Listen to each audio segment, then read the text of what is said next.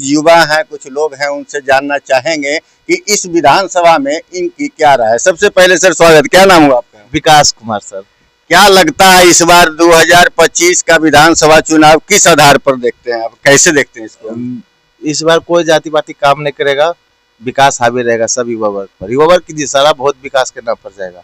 जो भी प्रतिनिधि आएगा जाति के आधार पर वोट तो हम बिल्कुल नहीं कहेंगे उसको देने। विकास के नाम पर देखिए, दिख दीजिए वोट।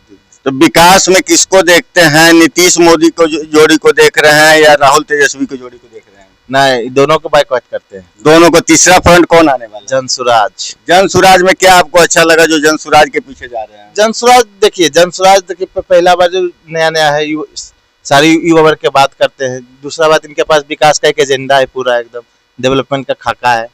तीसरा बात, इस आधार पर कैसे आप कह रहे हैं कि अभी जो खाका है और वो जो बता रहे हैं, दोनों में क्या अंतर है? देखिए, इससे पहले प्रशांत किशोर से पहले जितने भी राजनीतिक दल था, जो भी नेता आते थे, नहीं पलायन के मुद्दा उतना जोर से उठाते थे, नहीं औद्योगिक क्षेत्र में जो रोजगार होता है, द्वितीय जिसको हम सेकेंड सेक्टर बोलते हैं, उसका न मुद्दा होता था। बस आया चुनावी वादा, कुछ हुआ। इस बार भी देखिए नीतीश कुमार चाल चले हैं, पैसा दे रहे हैं 1100-1200। 2005 में 1100-1200 की बात अगर करते हैं तो आपके जनसुराज के नेता भी कह रहे हैं कि हम 2000 देंगे और 2500 देंगे। हाँ, वो तो चलो ठीक है, बोल वो भी एक चुनावी वादा है। देखिए, इस दृष्टिकोण से देखिए, हाँ बिल्कुल लगता तो है चुनावी वादा, वो भी उसको भी कर सकते हैं। हाँ, लेकिन कम से कम ही तो देना शुरू कर दिए हैं। दूसरी चीज है कि 2005 में जिस समय नीतीश कुमार की सरकार बनी थी, उस समय की हालात तो आप जानते होंगे कि उस समय की क्या स्थिति थी। देखिए, उस समय अब 20 साल तो आप मौका भी तो दिए अगला आदमी को। उस हिसाब से डेवलपमेंट हुआ है ना? देखिए उस हिसाब से डेवलपमेंट तो नहीं हुआ है। अच्छा, तो किसी के पास जादू की छड़ी है कि एक बार घुमा देगा डेवलप हो जाएगा? नहीं, जादू की छड़ी नहीं है, लेकिन जो जन सम्मान का जो मुद्दा था वो तो फ्रंट पे आया है ना। ये सब जो मुद्दा जो प्रशांत किशोर जितने भी उठाए हैं, इससे पहले कोई उठाता था मुद्दा? कोई भी नहीं था। मुद्दा नहीं उठा रहा है, लेकिन आप अपना स्थिति को भी देखिएगा कि उस समय हमारा ग्रोथ रेट क्या था और इस समय का ग्रोथ रेट क्या है।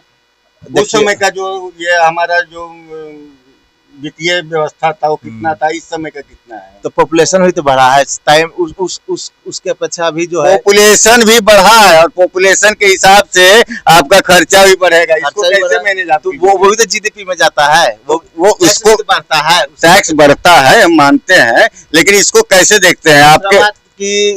कृषि क्षेत्र में भी सुधार हुआ है। हाँ, तो हुआ है, सब कुछ सही है, लेकिन देखिए हमको चाहिए कि सत्ता परिवर्तन होते रहना चाहिए। नहीं तो कोई भी समझ जाएगा कि चलो हम ही, बहुत सारे नेता लीडर के ऐसा बात आता भी है, जैसे लगता है किसी का हो गया बाप का सीट। अब परिवर्तन जरूरी है। इसमें तो आप ये मानते हैं ना कि नीतीश मोदी के सरकार में कुछ परिवर्तन हुआ? हाँ बिल्कुल, क्यों नहीं, बिल्कुल ये तो एकदम मानते हैं। लेकिन कुछ ऐसे शिक्षा के क्षेत्र हुआ, एकाएक आप वैकेंसी निकाले, लाख जिसको नहीं आता था वो भी पास हो गया, बन गया। तो ये सब चीजें थोड़ा सा, जैसे शराबबंदी को कैसे देखते हैं? उसका तो नकारात्मक प्रभाव पड़ रहा है।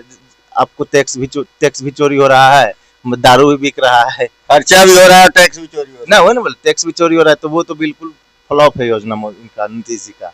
उससे कुछ समाज में बदलाव हुआ है? उससे क्या, थोड़ा बहुत तो देखते हैं कि चलो नुक छुप के लोग पीते थे, खुलेआम अब नहीं पीते नुक छुप, लेकिन दारू तो समाज में कोई छोड़ा नहीं, देखे सब लोग पी ही रहा है पहले का। कुल मिलाकर के देखा जाए तो नीतीश मोदी की सरकार में बदलाव तो हुआ है, लेकिन फिर भी युवाओं का इच्छा है कि इस बार सरकार में बदलाव हो, ताकि विकास का पहिया जो है वो तेजी से दौड़े। और युवा वर्ग थोड़ा सा। अभी तक के लिए इतना ही, फिर मिलेंगे अगली खबर में।